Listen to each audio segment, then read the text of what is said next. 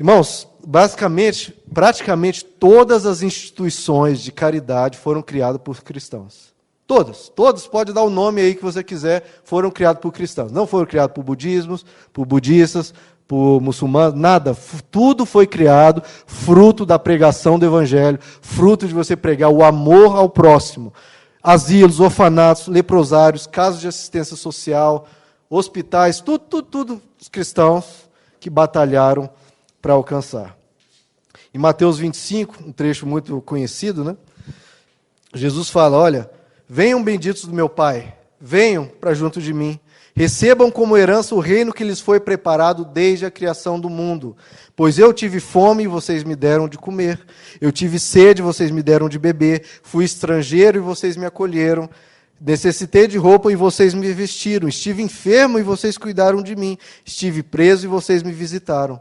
Então os justos lhe responderão, Senhor, quando te vimos com fome te demos de comer, ou com sede te demos de beber, quando te vimos como estrangeiro e te acolhemos, ou necessitado de roupa e te vestimos, quando te vimos enfermo ou preso e fomos te visitar, o rei responderá, digo-lhes a verdade, o que vocês fizeram, algum desses pequenos irmãos, a mim o fizeram. Então, olha só, se você faz a algum desses pequenos irmãos, o que Jesus fala? Você está fazendo para mim. Então, é algo espiritual, porque você está fazendo para aquela pessoa, mas Jesus está falando, você está fazendo para mim. Para mim.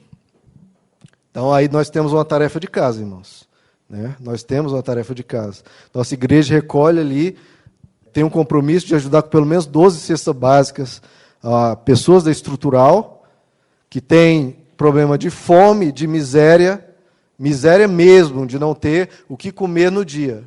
E nossa igreja recolhe pelo menos 12 cestas básicas. Se a igreja não doa, o pastor aqui com a tesouraria completa isso.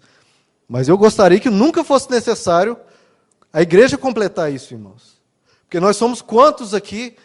Será que a gente não pode ajudar com uma cesta básica? R$40, uma cesta, em torno de R$40. Ou mesmo se você, R$40 é puxado para mim, né? O McDonald's aí que você come já é quase o alimento de semanas de uma pessoa. Mas se você não puder, você puder recolher calçados velhos, calçados que estejam em bom estado, ou roupas em bom estado. Você tem lá 30, 40 blusas, você não vai usar isso. Você vai usar o quê? Uma blusa um mês, 2, 3 meses depois você vai usar ela de novo. Então, pelo amor de Deus, olhe lá no seu guarda-roupa uma coisa que você não gosta mais, você não está usando mais, separa, traz aqui para a igreja, irmãos. Vai dar que trabalho você fazer isso, irmãos. Meia hora do seu dia você gasta para fazer isso. E vai dar um conforto para as pessoas. Nós estamos num período de frio agora.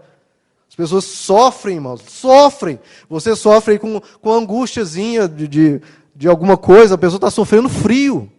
É frio, é necessidade básica. Então, irmãos, vamos ter um coração mais parecido com Jesus, vamos aí mudar, inverter isso e voltar às nossas raízes de ajudar ao próximo de verdade. Porque se você diz que tem fé e fala para o seu irmão, irmão, vá se alimentar, de que adianta isso? O apóstolo Tiago nos pergunta, de que adianta isso? Segunda obra de justiça que Jesus nos chama, essa um pouco mais praticada, oração. A caridade, como a gente se relaciona com o próximo, quando a gente vê ele doente, com necessidade, e a oração, como a gente se relaciona com Deus. Irmãos, é muito ótimo, nós vimos aqui, aprendemos a sabedoria de Deus, aprendemos como educar nossos filhos, como nos portarmos no nosso dia a dia, mas nós precisamos, irmãos, nos relacionar com Deus. Você precisa se relacionar com Deus. Né? A gente tem os nossos relacionamentos com o próximo, mas nós precisamos também nos relacionar com Deus, conversar com o teu Pai. Jesus nos ensinou que Ele é um pai. E você precisa conversar com o teu Pai. Conversar mesmo, a gente tem que quebrar um pouco essa questão da religiosidade, de tratar Deus, né? Ó Senhor, grandioso, magnífico Deus. Ok, mas Ele é o seu Pai. Converse com Ele. Converse com Ele, as suas angústias, os seus problemas, fala com Ele. Fala como você pegaria no telefone e ligaria para sua mãe ou para o seu pai e falaria, olha mãe, eu estou com um problema assim e tal, né? O que a senhora acha, o que eu posso fazer? Né? E ali você desabafa, abre o seu coração, faça isso com Deus. Faça isso com Deus. Alguns cristãos, eles têm uma prática que é interessante. Alguns, se você tem essa dificuldade de imaginar Deus como pai, pega uma cadeira, põe assim na frente da sua cama, senta e começa a conversar para a cadeira, imaginando que Deus está ali conversar. Teve uma vez que um pastor foi pregar para um enfermo, uma pessoa que estava nos últimos dias de vida, né? A pessoa aceitou Jesus ali e tal, e ele foi ensinar esse princípio de oração. Olha, conversa com Deus, Ele é o seu pai, você está nos últimos dias de vida, daqui a pouco você vai estar lá com Ele, mas conversa com Ele. Aí ele falou, olha, mas eu não consigo imaginar Deus aqui do meu lado. Aí o pastor foi, pegou uma cadeira, botou do lado do leito dele, falou, olha, Deus está sentado aqui, você não está vendo, mas Ele está aqui. Então olha para essa cadeira e começa a conversar com Ele.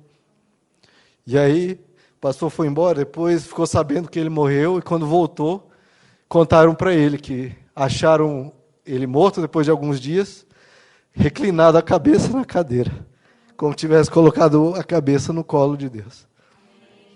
Coisa linda, irmãos. Que a gente possa chegar assim, querendo o colo de Deus, conversando com Ele, desabafo com Deus, irmãos. Às vezes as pessoas procuram, né, amigos, procuram um psicólogo, você tem Deus para conversar. Conversa com Ele, põe as coisas diante dEle, né? Tão lindo nós temos esse privilégio de termos acesso a Deus. Jesus fala, olha, o vosso Pai que está em secreto, está ouvindo a sua oração. Ele está lá, você está fechado no quarto, não tem ninguém, parece que você está falando com as paredes, mas não está, irmãos. Deus está te ouvindo. Do céu, Ele está te ouvindo e se importando. Ele se inclina do trono dEle para ouvir a sua oração. Ele se importa verdadeiramente. Ele dá valor, irmãos. Aquele período de oração, Ele dá valor. Ele, que bom que meu filho está falando comigo. Que bom. Ore, ore. E da oração, Jesus nos fala sobre dois problemas, né? Primeiro é a vanglória, né? As pessoas estavam orando para aparecer, né? Ficavam lá em pé na sinagoga, orando. Isso não pode ser feito, né? De querer, de novo, o elogio do homem. E o segundo ponto que Jesus nos traz é as repetições. Ele fala, olha, não orem como os pagãos, que ficam repetindo as mesmas palavras, repetindo aquilo, né? Decora uma oração e fica lendo aquilo, repetindo aquilo 20, 30, 40, 50 vezes. Jesus fala, olha, isso é uma prática dos pagãos, nós não podemos ser assim. Não podemos. É claro que há uma diferença entre as repetições e a perseverança. Tá? Repetições, Deus não quer, perseverança, Ele quer. Na parábola do juiz iníquo, Jesus fala, olha, tinha uma viúva que tinha um juiz que não se importava com ninguém. Mas a viúva ficou lá no pé do juiz o tempo todo, martelando, até que o juiz falou, olha, não me importo com ninguém, nem com Deus. Mas essa viúva está me importunando tanto que eu vou atender a causa dela. Então, Jesus fala essa parábola e fala, olha, vocês precisam perseverar em oração. Se vocês têm uma causa, um problema grave, você tem que todo dia, Senhor, aquela minha causa, eu estou clamando ao Senhor, tenha misericórdia de mim, tenha misericórdia daquela pessoa que eu estou intercedendo. Então você persevera todo dia, mas não vai perseverar com as mesmas palavras, né? Repetição é algo que Deus não quer. Você não pode chegar para Deus e estar com uma doença e falar, Deus, me sara, me sara, me sara, me sara, me sara, me sara, me sara, me sara, me sara, me sara, me sara, me sara, vou ficar assim 1 hora, me sara, me sara, me sara, me sara, me sara. Isso é loucura, irmãos. Deus é uma pessoa, nós temos que enxergar Deus como uma pessoa. Que pessoa ia aguentar uma pessoa falando assim, né? É insuportável, né? Deus é capaz de até mandar mais doença para a pessoa. Tanto que ele fica chateado e importunado com isso. Estou brincando, tá, irmão? Mas não é assim que se ora, não é com repetições. É você abrindo o seu coração a Deus e conversando com Ele. Deus não quer uma oração mecânica. Uma oração artificial, que você decora uma coisa e fica ali falando aquilo, falando. Um artificial, algo que não é você falando. Você decora um papel ou decora uma oração de alguém ou que você criou e fica lá repetindo aquilo, repetindo. Isso é artificial, não é você falando. Deus quer que você chegue a Ele e fale, olha, Senhor, eu tenho isso, Pai, tenha misericórdia, fica comigo, me ajuda, consola o meu coração, me sustenta, me fortalece. Você conversando normalmente. Normalmente, não precisa chegar com toda aquela pompa religiosa, eu vou me dobrar 3 vezes, tem que usar as palavras mais belas possíveis, né? Magnificado seja o teu nome. Ótimo, se você quiser usar isso, mas não use esse espírito de religiosidade, que mais separa o homem de Deus do que aproxima. Use, fale com ele como você conversa com um pai, com uma mãe, com carinho, com amor, com respeito, claro que Ele é Deus, mas converse com Ele e abra o seu coração. A oração não pode ser algo penoso, né, algo mecânico. Tem que ser você conversando com Ele, abrindo o seu coração a Ele. Então, não pode ser um sacrifício. Então, o segredo da oração não é o tamanho dela. O segredo da oração está na fé que você coloca, na confiança, né? Estou falando com o meu Deus, eu sei que Ele me ouve. Na perseverança, você tem que perseverar. Na justiça do pedido, né? Claro, que dependendo do que você pedir, Deus vai falar que é um absurdo e, obviamente, não vai levar em consideração. E, claro, a sua integridade, né? Se você está buscando a Deus, você está abolindo os pecados da sua vida, né? Se você estiver em completo pecado, no adultério, numa corrupção, é claro que Deus vai abrir mão de te ajudar nesse caso, né? Tem outras coisas mais importantes para ser corrigidas antes de atender determinado pedido.